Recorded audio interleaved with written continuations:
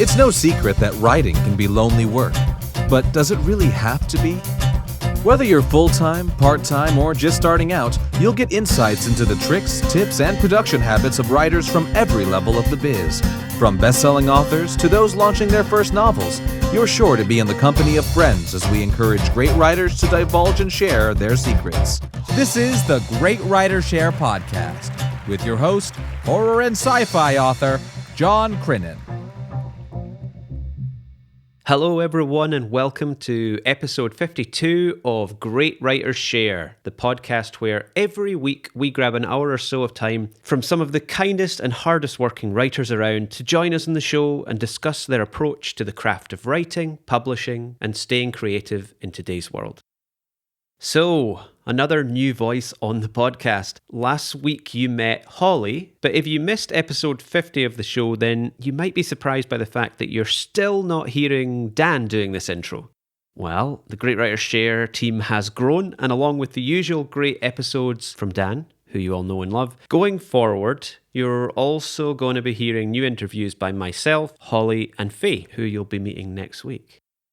It is the 6th of September as I record this, so let's dive into my personal update. And I guess I should probably start with a little about me. My name is John Crinan, and I am a sci-fi and horror author and podcaster. I live in London, but this is a Scottish accent, and I very much consider myself at the beginning of my author journey. I've had a number of short stories published. I co-wrote a book with Dan and a few other authors for Halloween last year called The Nest. And I've got some fun new writing projects in the pipeline which I'll share more about in future updates. Long-time listeners of the show may even remember me. I was a guest on Great Writers Share way back in episode 6. So if you'd like to hear a little bit more about me, then queue up that episode in your podcast app of choice. But not before you listen to this one, please. This week, today in fact, I'm about to deliver a new short story that will be part of a Halloween event later this year. Along with my usual daily word targets, I aim fairly low. I aim for 500 words a day. Early wake-up calls, I'm a big fan of early starts. I often have my alarm clock set for 5 a.m. And new podcast recordings, aha! Speaking of which, a big thank you to everyone who answered the question of the week as posted on our Patreon and Facebook. The question we asked was, how do you give back to the author community? Dan shared that he's always prioritized giving. That's why he started this podcast. He said that giving back was the greatest way to open doors for the future, and he made the fantastic point that no matter what stage you're at, you can give, even if it's as simple as helping hold a friend accountable. And that is very true. Yanni said that she tries to spread the word. If she thinks a friend will love a story or book, then she'll make sure to share it with them or buy the book herself. Yes, Yanni, I agree. Buying the book is perhaps the best way to give back and show support. Jasmine co-founded and moderates a writers community to give back. Fantastic work, Jasmine. Writing is very lonely work sometimes, and providing that space can be invaluable. And finally, Andy said that he offers to do proofreading and give notes where he can. And when it comes to promoting, he's a real quick draw on the retweet button. And that's worth remembering, I think. Sometimes showing our support or giving back takes as little effort as clicking retweet, and that can mean a lot. Today's guest is author V. Castro. We discuss getting the words down during lockdown, writing in the horror genre, and boosting marginalised voices. But before we get into the show, I want to remind you about our Patreon community over at www.patreon.com/greatwritersshare, where for as little as $1 a month, you can get involved in our behind-the-scenes group, benefiting from early ad-free access to episodes of the show. You may be listening to this one early, where you can also join our private Slack channel, ask upcoming guests any of your questions, and get involved in our monthly giveaway. So if you like the idea of upping your author career and getting all of that good stuff, then one more time, that is www.patreon.com/greatwritershare. I'll see you over there. And now, without any further ado, let's dive into the interview with the one and only V. Castro.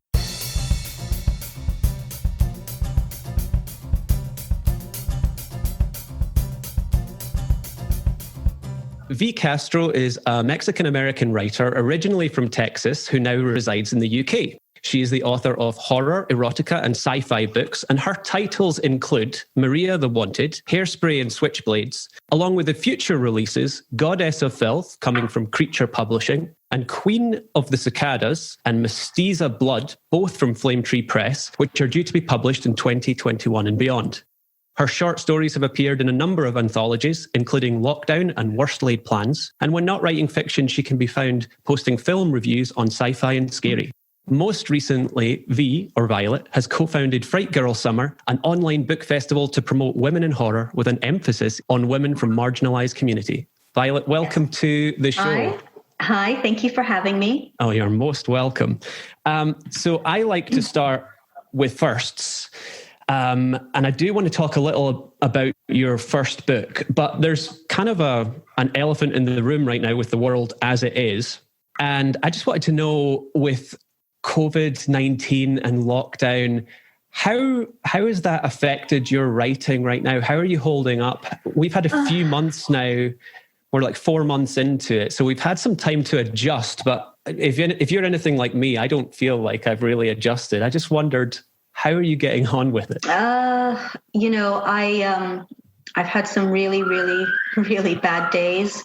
And I've had some good days where, it's probably been one of the most difficult times in my life ever. But at the same time, I've never been, I guess, more inspired. And because I'm at home and I'm not distracted, who I am by my family, but I haven't written more either. So I've just kind of thrown myself into the writing and all the ideas that come to me. In the beginning, I was having really vivid dreams and I couldn't sleep, and I had some inspiration, and then, things calmed down. But yes, sometimes it's really still very difficult for me to sleep, just for various reasons. And if I get an idea, and then I'll write it as much as I can. But so I haven't written more than I have now, or I had more acceptances. So I guess in some ways that's really good. But at the same time, it's a lot of it, I think, comes from just turmoil, which is like, okay, great. But yeah, I think a lot of things in my life have been stripped back. I think for everyone, we've just been stripped right back and confined. And all you have is your imagination, your mind. And so, yeah, that's kind of what's happened for me. Yeah, I guess that's a really good thing to have, to be writing more now than you ever were, because a lot of people have had a completely different reaction. And I guess that's reflected. My intro, although it mentioned a lot of titles and a lot of things you have going on right now, it's really just the highlight reel. You have more that I didn't mention. Yeah, a lot more, which I'm so blessed. I feel, like I said, it's in some ways been the worst of times and the best of times. It's really impressive. And it's even more impressive when you realize that your first book, Maria the Wanted, it only came out a few years ago. It was 2018, I believe. Yeah, November 2018.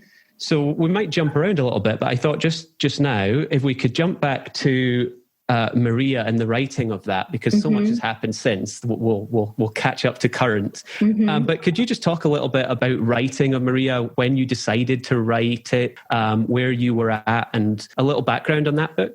Yeah. So, I've always had an interest in horror, always loved horror. But I was at a point in my life where I felt something was really missing. And again, back to, a difficult time emotionally and mentally. And I needed something. And I just kind of dug deep, and I just said, I had an idea, and I had a dream, actually, again, with a disturbed sleep. I had a dream, and I just started writing, and I just didn't stop. And and since that day, writing has given me something that I needed in my life. that I just didn't have the courage to pursue or the confidence. And it's been one of the most fulfilling things for me personally. And it's fun. Yeah. One of the things there's a few things I want to pick up on there, but one of the things you just said is, you just kind of sat down and wrote Maria. Now, I've read it. It's a big, complicated, globe spanning adventure. Did you really just sit down and write it one day, or was there planning involved? I am not a planner. I am the most chaotic, crazy person you will meet. I'm really chaotic, filled with lots of passion. I'm incredibly passionate about life and everything pretty much. But okay, so I, had this idea, I had this dream, which ended up will eventually be book 2. But also I looked at my Kindle, and there's not a lot of Latinas in horror. There are not a lot of Mexican American women writing horror. Not a lot of women of color writing horror. And I looked at my Kindle and I was like, and my bookshelf, and I was like, it's just like a lot of white men, or there was just a lot of the same things. And I remember, and I've said this in other podcasts, I was reading The Passage. I enjoyed the first book. And then I got to the third book, and it was just like, there were parts of it I thought were just, I'm like, do I really need to, sorry, no offense, but I mean, I've read about white man pain enough. Absolutely none taken. I've read enough about the experience of white dudes in horror and their perspective and their experience and how they look at women and how they view the world. And I was like, and maybe some of that also had to, it bothered me because of things that were happening in my own personal life. And yeah, so I literally sat down on my computer and just wrote. And I shit you not, I just had so much inside of me that, I cried through parts of it while I was typing. I stopped, I started until it was finished. And then in between that, I wrote other things, because that's what I do when I write novels, is if I get stuck or I need a mental break, I always have ideas coming, and I'll just hop onto a short story or hop into something else. So that's how I came up with Mestiza Blood, the collection, because I was just writing all these stories and I just collected them, the ones that I didn't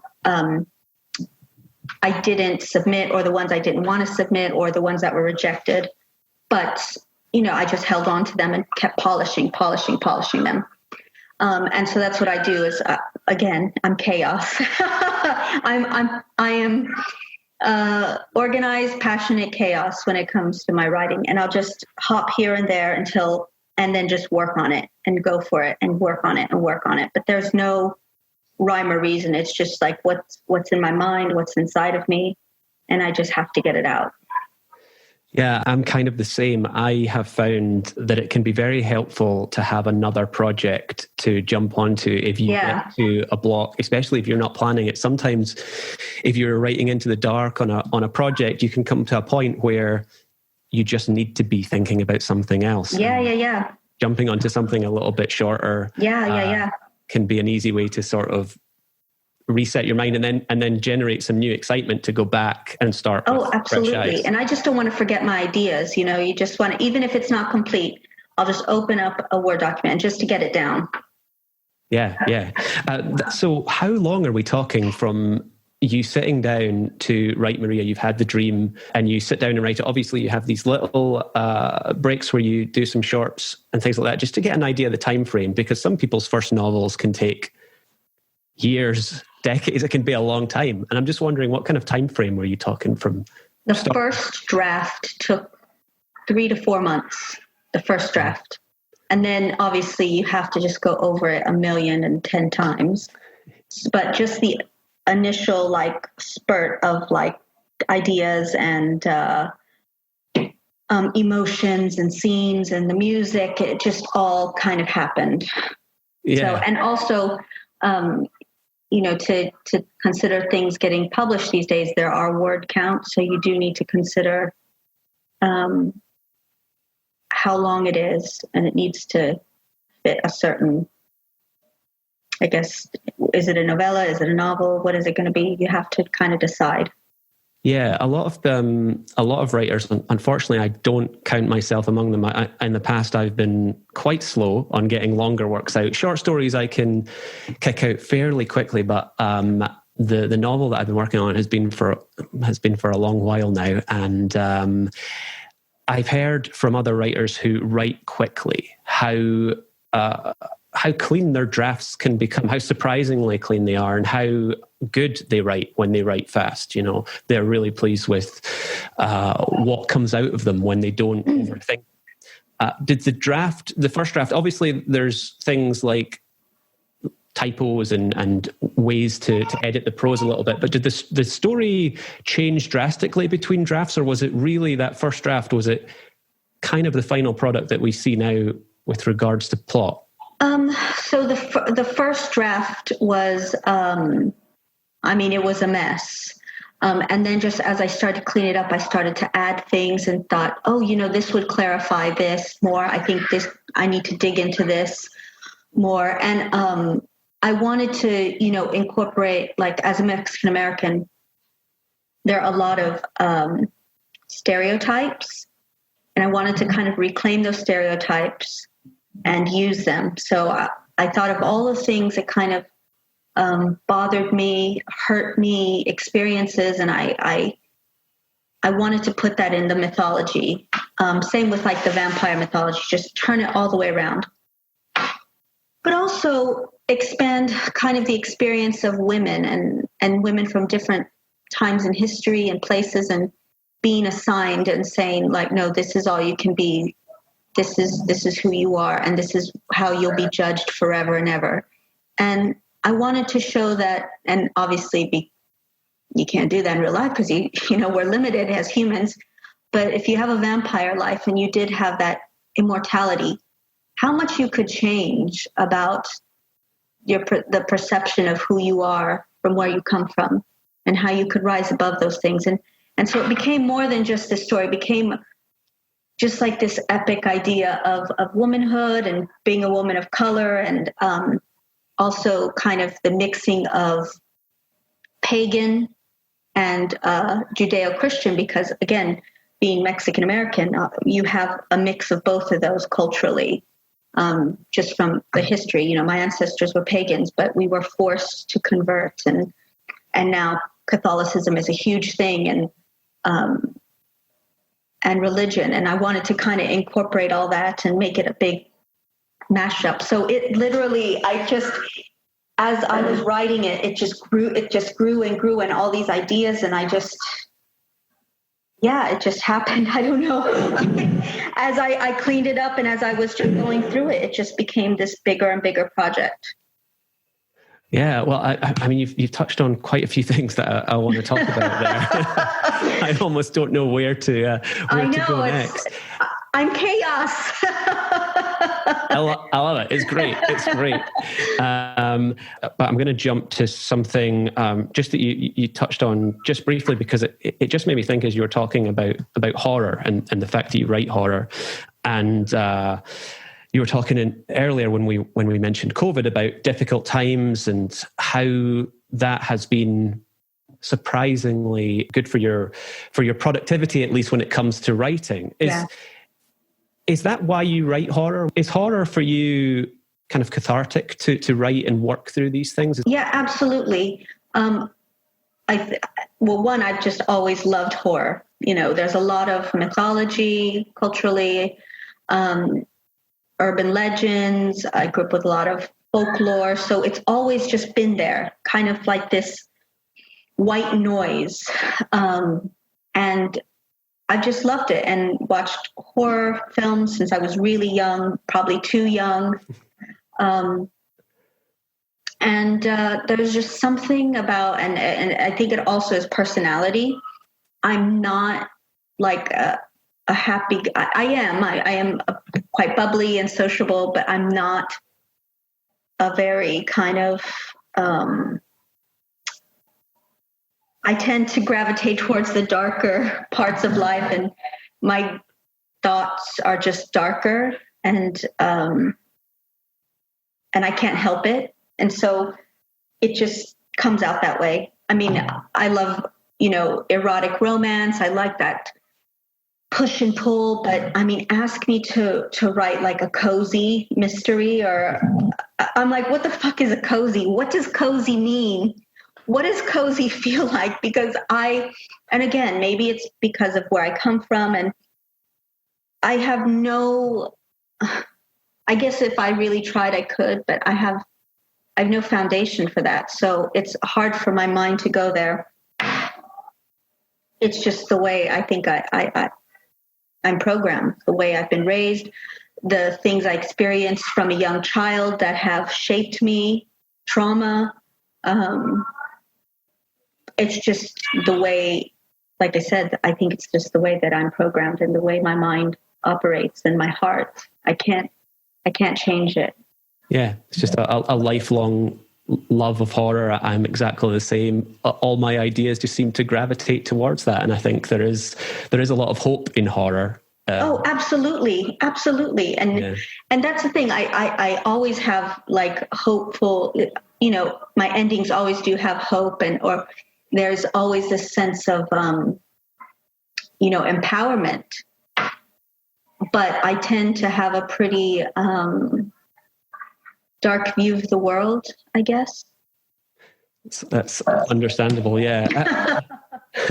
Unfortunately. One of the things you mentioned there as well, which just brings us back to around the time of Maria and just goes back a little bit, because I kind of want to work through up to where you are currently, is that you also wrote an erotica novel. Was that around the same time of Maria? Yeah. What was the title of that novel again? Sorry. The Erotic Modern Life of Malinali the Vampire. Okay. And then there's Sed de Sangre, which is 3 short stories. Yeah, and that came out a lot more recently. And one of the things I wanted to ask you about, because you obviously have Maria around the same time you wrote the erotica novel, and I've heard you mention that the erotica novel is much more kind of a straight erotica. You tend to... It's more erotic romance. Yeah. And I was just wondering, because with Sed de Sangre, you're kind of merging erotica and horror. I was just wondering if you'd talk a little bit about why you decided to keep those separate at the start and the journey to kind of merging those two. It's actually a very practical thing. For Malinali, I wanted to I wanted to be published by a publisher who was looking for paranormal romance. It was rejected. And so I said, well, it's going to come out anyways. And when you do publishers, especially romance publishers, they have specific, like, it needs a happy ending. Or it's like happy for now, happily ever after. Like, they have all these acronyms of how it kind of the formula. So I wrote it to fit the formula, but I liked it. And it was meant to be a series, and it could still be, but it was rejected. So I didn't. And I started writing the other books, but then I got, because it was rejected, and I wasn't sure if people would like it, if it was the kind of thing they'd be into. So again, you have a Latina from Mexican history. I wasn't sure what people would think, so I put it out there anyway, and people seem to enjoy it. Sed de Sangre was a bit of the same thing. Erotic horror isn't huge, and again, when it does come out, it's male dominated. You have, editors with certain, they want this, and this, and this. And I just want to write what I want to write. And I don't want those limitations. And I would like to put out an all-female erotic horror anthology. And so Sed de Sangre, in some ways, well, in most of the ways, that's why it's so short, it's only 3 stories, was a bit of a test to see how people respond to it, to see if people actually would read it, if they would like it. And so far it's had really high reviews, and it's quite charged, and it's gory, and it's extremely erotic and sensual. But it was just to see how far I can go, how far I can push those limitations. And people have liked it so far. Yeah. Did that rejection, because obviously you were talking about how, Maria, you sat down and it kind of flowed out of you, and you were describing yourself as kind of chaotic writing. It's interesting that when you tried to write something that fit a model that someone else had requested, that it didn't work out for whatever reason. Did that kind of influence how your writing afterwards, when you thought, you know what, I'm just gonna write what I want to read and not try and fit someone else's model? Yes, exactly. Because I'm gonna, the way I figure, and there's been a lot of discussion recently about publishing and how difficult it is for people of color to kind of get their foot in the door, how it is just, so predominantly white. That I was just fed up. I'm just like, why am I going to try to please someone who doesn't want me in the first place? And so I made the conscious decision to just go for it. Yeah, I love that. And I think that's one of the great things about self-publishing, indie publishing, is that we're getting this sort of pure expression, because it's not trying to fit models. It's the clearest way to see someone, and this is how I see the world. Yeah, exactly. And that's absolutely what I love about it. And I guess that kind of takes us along nicely to boosting marginalized voices. And obviously something you feel very strongly about. I think it's a great thing. Yeah. I realized very kind of depressingly recently how my bookshelves were basically just a lot of white dudes. I'm sorry to say. No, it's true. I mean, when people really look, you don't think about it. But once again, it goes back to the problem of publishing. It's not always necessarily the readers for the long time. It's been the publishers just had their gatekeepers. They were closing those doors. Now it's getting better. And with, like you said, indie publishing has been really great with trying to boost voices of women and people of color. So, other people from marginalized communities. Indie publishing is really kind of stepping up, I think, in certain ways. So now readers have more of a choice, I think. Yeah, absolutely. And it does just take, or sometimes it did for me anyway, it takes someone to say, hey, have a look at your bookshelf. What is the predominant kind of theme going on there? And I certainly, it was never an intentional thing. It was just a case of, oh yeah, all my favorite writers, they're all men. That seems weird because, I live in London. London is a fantastically multicultural city. Yeah. When I walk out the door, my friends, my work colleagues, they're all from different backgrounds. They're all from different countries. It seems weird to me that my bookshelf doesn't reflect that. So I'm so glad that there's people kind of reminding us out there that these things, hey, just take a look. Absolutely. And that's kind of, the big goal, especially in horror, to just kind of open those doors, because there's so many different experiences that can be explored and really can enrich the genre. Yeah, I do want to jump around a little bit more, but just because this is so relevant to what we're talking about now, we'll jump all the way ahead. Let's just inject some chaos into this. Why not? I don't mind. And we'll talk about Fright Girl Summer. Could you, this is your current project. This has happened all within lockdown, I believe. Could you just give us an idea? Because it covers, there's quite a lot going on under that one banner. Yeah. So once again, I mean, look, we all had plans. I mean, we were due to go to StokerCon. Yes, we were. What the fuck? 2020. Okay. I think it changed like 3 times the date or something. And, everything was getting canceled. And a lot of, on Twitter, especially, a lot of writers were feeling worried and concerned, and so much was just happening. And it was like, okay, well, everything went online. Everything became virtual. So, hey, why not boost, women, boost people from marginalized communities online, everything. Everything's canceled. Summer's canceled, but it doesn't have to be. And I think everybody was quite depressed for some time there. It was just like the news was awful. We're stuck inside. There's, I just felt like I needed to do something. And I put a tweet out there, and my friend Sonora answered, and she's like, oh yeah, Fright Girl Summer. And I actually, the actual title, and in my mind, I'm a really big Megan Thee Stallion fan, and she has a song called Hot Girl Summer, and I love it. But I was like, this is like not a hot girl summer. This is like the shittiest. I don't even know what this is, what we're living in. This pandemic was just, it was, and the way it was being handled by all the governments, it was really depressing. So let's do something positive. And so it happened. That's it. Just has kind of gone from there. Yeah, and for everyone who hasn't clicked through to see it yet, can you just give them a little description of the kind of content that you have over there?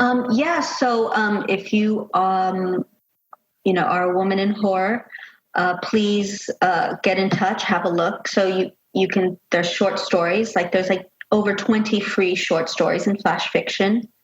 Book releases. There's a publisher feature, of course, because it's very important. We have a Black Voices Matter page.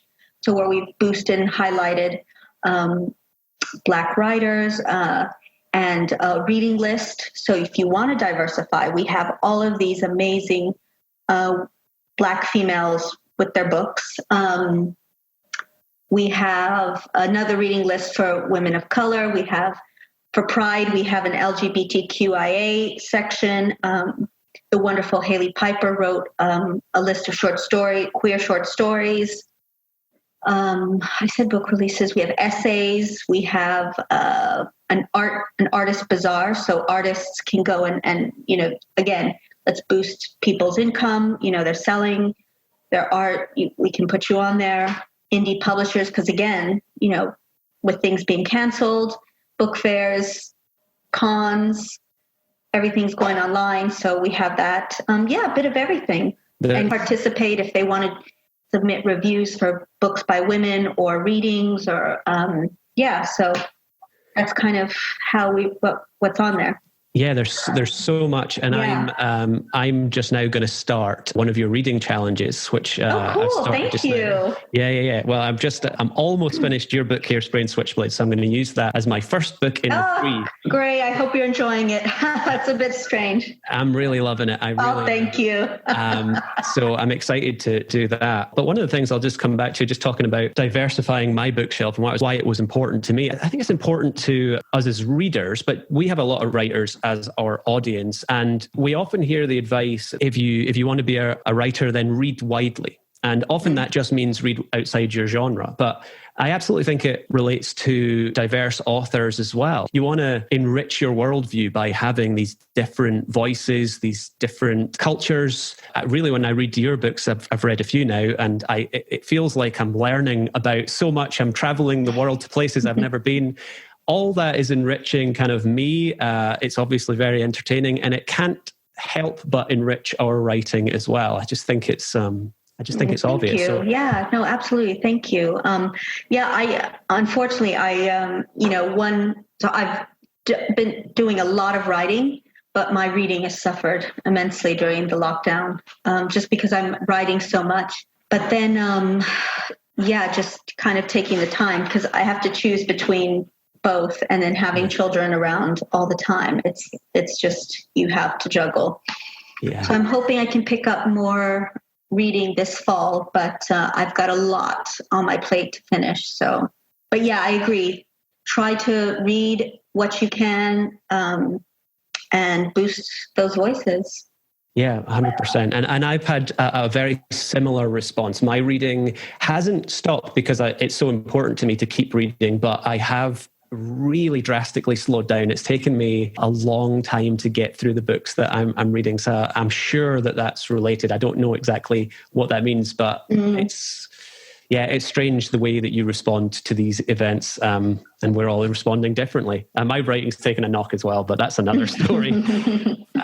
You mentioned earlier, and it's just something I want to talk about because it obviously relates to your current output, but it also relates to the short stories that you were writing earlier, is anthologies, because I'm seeing you pop up in so many anthologies. It's really exciting. I now know that you write these to kind of take a break from longer works. Are these stories that you have and then they just fit anthologies? Are you writing them for anthologies specifically? How does that work? So when I started, they were it was mostly like I had some stories, but once again, I was just collecting them because like a while back, a year ago, I had some and I got a lot of rejection. So I just kind of said, I'm just going to keep them for myself. And then as more people started to read my work, I was invited. And I was like, well, I have this story, and it fit. But then also what's happened, so half of the stories you'll see coming out soon, or like this year, later this year and next year, are invites. But also others that you'll see, I'll see the submission call and I'll get really excited. So I've had an acceptance for a story. And I wrote this story in like a day. I was so excited about the call. I was like, oh my God, that sounds amazing.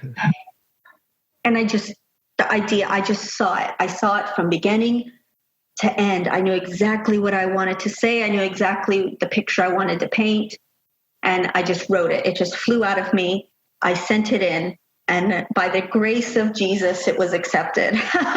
And then I've had, those invites. And so they're like, okay, this is an anthology about X, Y, and Z. And so then you're like, okay, I have an idea. Or I'll have ideas in my head and I'll see a submission call or get an invite. And then I'm like, oh, I had this idea. So I had an invite and I was at the Isle of Wight in July. And I love traveling. I love it inspires me. And that's the best part of being in London, as you know, is the travel. I mean, it's like the UK is like the doorway to, we've talked about Iceland before. And I saw these lobster traps just all stacked up. And I just seeing these lonely lobster traps in the ocean and the smell, the scent of the sea. And I just had this whole idea. And then I got this invite and I'm like, oh, I know exactly what I'm going to write. And then I just sit down and do it. And then thinking about places I've traveled and yeah.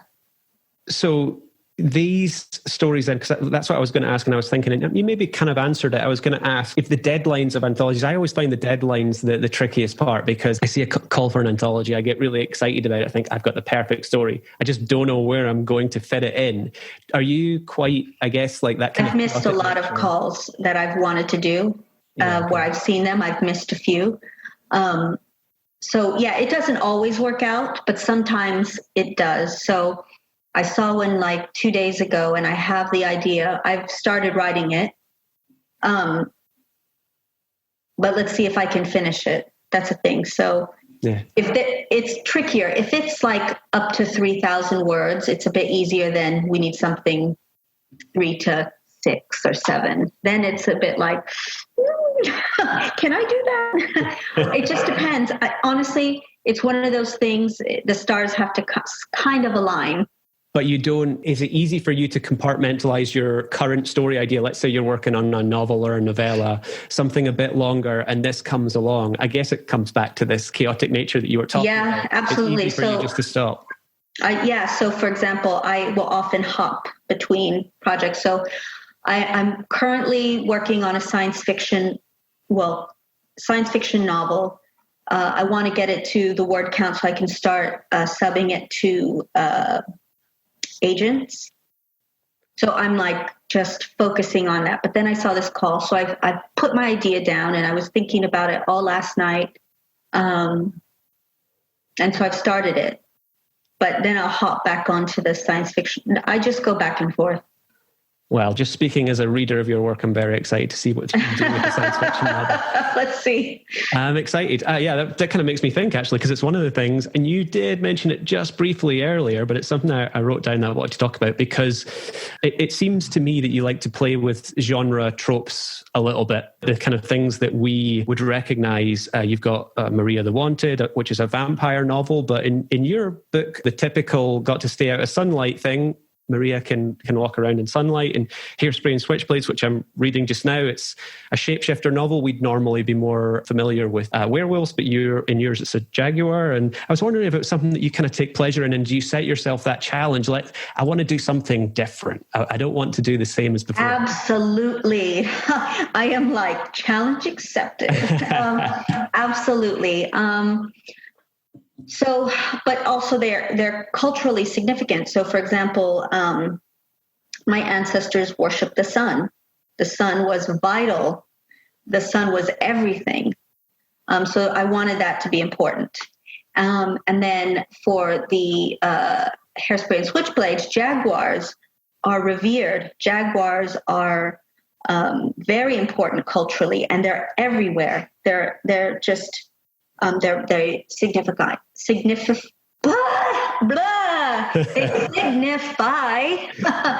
power and bravery, and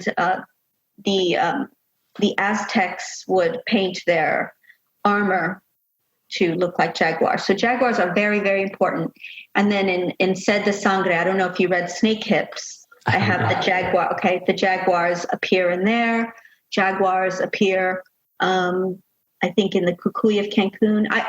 I have all those things that are culturally significant in my stories, because, again, I don't want to just write, there was a ghost in a house. I mean, if it's going to be a ghost, it's going to be like, the ghost of like a high priestess. And so it's going to be different. It's going to be me. It's going to be culturally relevant. It's going to have something to do with, for example, Goddess of Filth. It's an exorcism story, but not in the way you would think. Okay, I'm excited. Yeah, I love the antagonist in Hairspray and Switchblades. The Weaver is a very, very interesting antagonist. I don't want to talk too much about it because let people discover it themselves. But yeah, that's and that really is culturally significant as well. The Weaver. We may be straying into spoiler territory, so at some point we'll have to talk about that. Maybe over a glass of wine. Yes, exactly. ChillerCon. Yeah, exactly. Yes. Yeah, that was so disappointing when StokerCon got moved, not once, but twice. But hopefully in January we'll be able to. Honestly, I'm like, please. We'll see what happens. Yeah. So I've been writing down, you keep on inspiring ideas for questions, and I've been writing them down, but we are running short on time. So I'm probably going to jump around a little bit here. That's okay. Go for it. But one of the things that you also said, which I liked and I definitely picked up on when I was reading your stuff, is music, and it plays such a huge part in I think all the stories of yours that I've read. And you were obviously talking about how Fright Girl Summer, even the name of that was inspired by a song. What's the relationship between music and your writing? Are you listening to these songs as you're writing? Yeah, I'm obsessed with music. I love music. I love concerts. And all genres. And so I listen to a lot of music when I write, but I also feel like, for me, music can just take you back to an exact minute and second of your life. I mean, there are songs that I hear and they're just vivid memories that I attach to that'll make me really happy or really fucking sad, or, or angry. It'll just take, and I think also music is a good way to describe people and their loves and their outlook on life. The music we listen to and gravitate towards, and so for me, and it just sets the mood. It sets the tone. I think it just helps create a more complete picture. And for me, when I listen to a song, I listen to music, it just kind of takes me there. I'm there in the moment, in the scene. I can see it, I can feel it, I can smell it, I can talk to these characters, and it just really inspires me. Yeah, it's clear from reading it that you're obviously a fan of so many different types of music. Yeah. And you use it. And it's interesting to learn that that's a huge influence, and that your dreams are an influence as well, which I never picked up on until you mentioned it earlier. Are you a very kind of vivid dreamer? Do you always remember your dreams? Sometimes I just will wake up with like an emotion or a feeling. Like when the pandemic first hit, I had very vivid dreams, but apparently a lot of people were. It was kind of like this weird phenomena, but I will have very, very crazy, vivid dreams. Sometimes I remember them, sometimes I don't. Do you? Sorry. That's okay. It just depends on what it is. If it inspires me, if I want to write about it, or if I just can't sleep, then I'll just like lay there in bed and think about a story I'm working on or an idea, and I'll just kind of play it out in my head until I fall back asleep or I have to get up. Yeah. That's what I was going to ask next. Are you the kind of writer that sleeps with a notepad on their bedside table? Like, do you write it down? No, I'm too lazy for that. I don't know. I'm too lazy. I'll think about it and I'll get up and I'll, so typically in the morning, I try to have enough time where I come down, I have a coffee and I listen to music before I start my day. And I finish a cup of coffee with music to just center myself and get me there. And then I'll start writing and I'll think about whatever I'm thinking about. I have notepads strategically placed everywhere because as soon as I come up with an idea, I know that if I don't get it down, it's going. I did say this was going to be a bit chaotic, so now I'm just going to jump straight back to anthologies again, because we spoke about you contributing to anthologies, but you are now, this was very recently announced, that you are now co-editing an anthology called Latinx Screams. Is that's right? Yes. I just wanted to know if you could quickly, because I know that we're gonna no, that's fine. No, take your time. It's basically a horror anthology.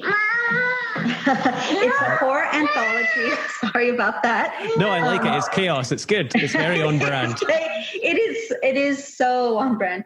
It's a horror anthology of just Latino writers. That's why it's Latinx Scream. So, I mean, the stories are amazing. So you have people from, look, we're not a monolith. We come from different backgrounds,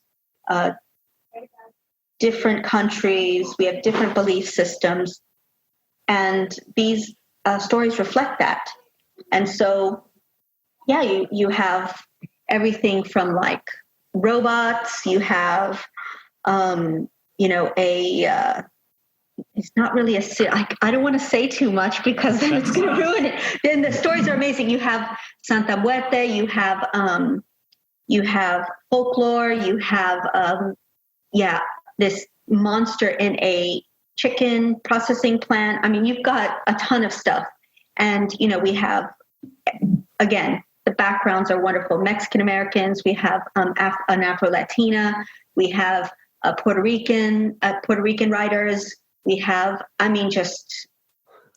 it's just so diverse. And that's the thing. Like people are like, oh, you're a Latinx anthology.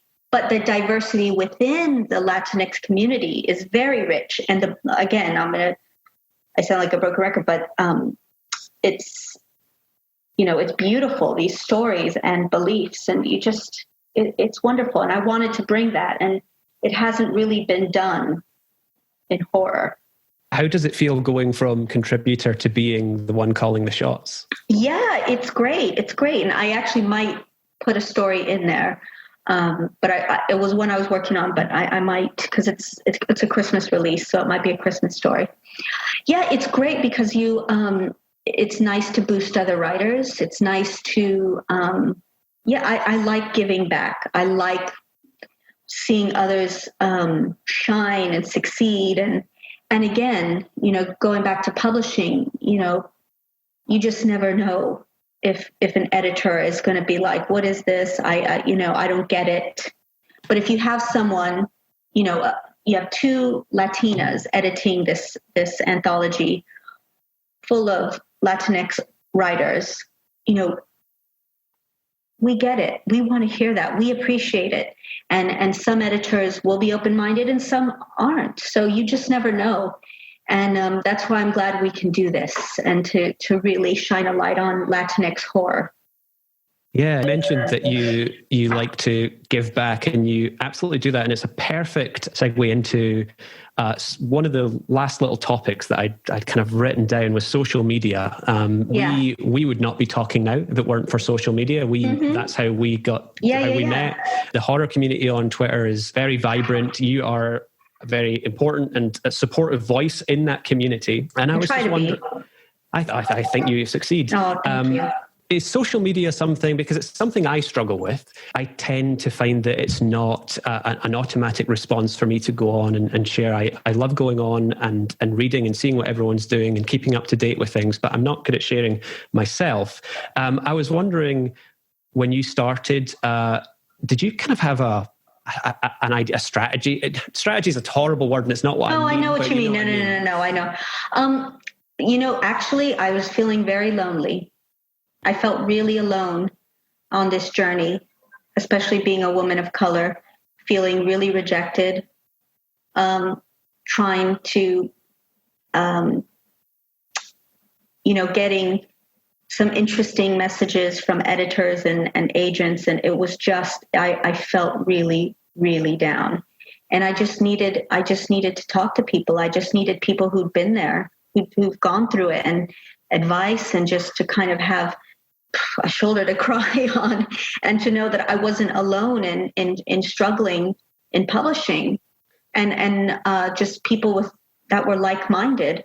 And also then it came to sharing my own struggles, like, hey, it's not easy. And then I've met some amazing friends. Like I wish we could just hang out all the time. But yeah, it was because I felt really alone on this journey. It was a genuine, heartfelt thing. Now, saying that, social media can, it does have like an ugly face, and it can be really damaging to mental health. Like and I've had to take social media breaks when it's just become too negative, or when I find myself comparing myself to other people's journeys, and you feel like I'm never going to achieve what I want to achieve. It makes you feel like, what am I doing wrong? Why am I not here? I should be here. I should be there. I should be doing this. And you can put yourself in that kind of like spin cycle, and it's just really toxic. So I always tell people, yes, you're going to meet amazing people. You feel less alone, especially if you're trying to start out and you're struggling. It's good to know you're not alone, but at the same time, sometimes you do need to take a break. Don't compare yourself. Do what you need to do to stay healthy and happy. And if that means take a break from social media, then do it. And for me, like, Twitter is about boosting and about connecting. And I try to stay positive. Sometimes I will get a bit like, oh, hell no, because I just can't help myself.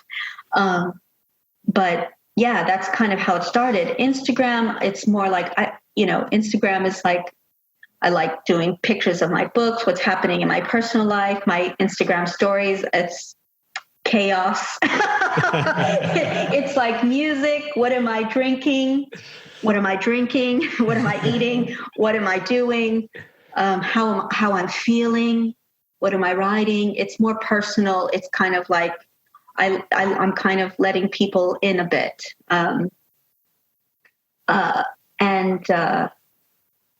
It's just kind of, and that's, again, with the pandemic and lockdown, social media in some ways was important, because that loneliness and that feeling, just that claustrophobia. But at the same time, the news on Twitter, you're just like, it was just getting worse and worse and worse. And sometimes you're like, I can't read anymore. Reading about deaths, reading about it was really, yeah. I have had the same response, and I am now just coming out the other side of a social media break. I've been lurking around there, but it's kind of been an extended social media break for me. I don't know where the time has gone. It has absolutely flown by. I know. It's like, seriously, it's gone so quick. I feel like it's been 15 minutes.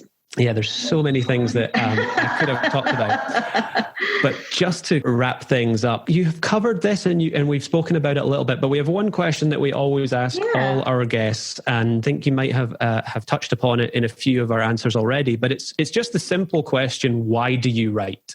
And I was wondering if you had anything you wanted to add in response to that question from what you've I write said. Because I just have no choice. Good answer. I really, honestly, it just helps me exist. It helps me it makes me happy. And so I have no choice. Because there are times I've wanted to give up. When it gets tough, when the rejections roll in, when you, again, like compare yourself on social media, there are times I wanted to give up and be like, you know what? No one cares about my stories. I'm not good enough. My writing is shit. I don't have an MFA. I don't have an agent. And getting in that. But every time I say like, I'm not going to do it, I'm like literally, I don't know, 2 hours later, let me holler at you. Where's that open tab? I've got 8 open tabs on my computer. One more one. I can't stay away. It's like,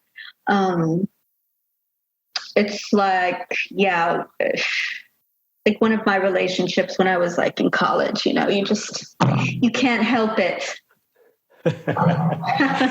That's a good way of looking at it. Yeah, no, I'm very glad that you have returned each time that you've had these thoughts. Oh, all right. Thank you.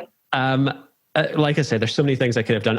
I think what we do with all our guests, as well as asking them, why do you write, is we like to close up with a quick fire round. Yeah, absolutely. Go for it. This is just some very silly, very fast questions. I'm you can down. Pass if you want. So let's just jump into the quick fire round. I'm ready.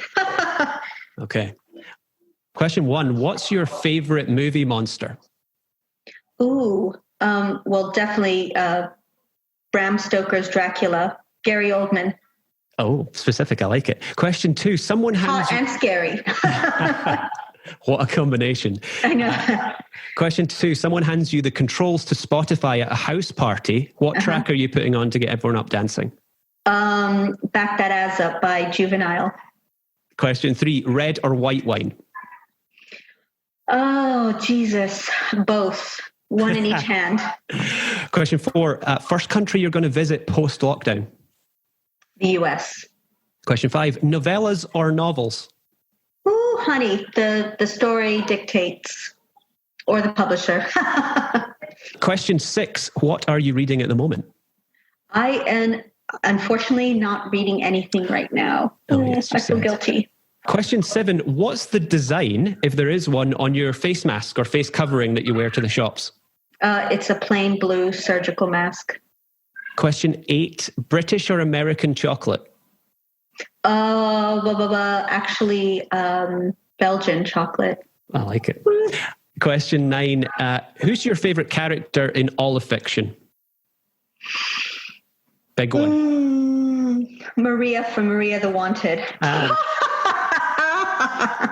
I love it. Cheeky bitch. Question 10, the last TV box set that you binge watched? Peaky Blinders. Nice. And finally, a little bonus one, question 11, where can our listeners find out more about you and all that you're working on? On Twitter and Instagram at @VLatinaLondon, and then my Fright Girl Summer, frightgirlsummer.com or vvcastro.com. Perfect. And I'll include all those links and more in the show notes. Oh, thank you so much. I really appreciate it. It was so nice meeting you finally. Yeah, finally. It should have been at StokerCon, but ChillerCon still. ChillerCon, fingers crossed. I'm there with you. Violet, thank you so much for taking the time out and joining me and being my first guest. Yes, I know. It's such an honor. Very, very much an honor. So stay safe and take care. You too. Thank you. Thanks for listening, everyone. Thanks for listening to this episode of the Great Writers Share podcast. Tune in next week when Faye will be joined by author, poet and blogger Ritu Batal. Don't forget that you can catch up on the entire backlist of Great Writers Share episodes, plus a ton of behind-the-scenes content, early access to episodes, our Slack group, monthly Q&As with me and the other hosts, and even one-to-one coaching from Dan by joining our Patreon from as little as $1 per month. Head on over to patreon.com/Great Writers Share for all the details. Until next time.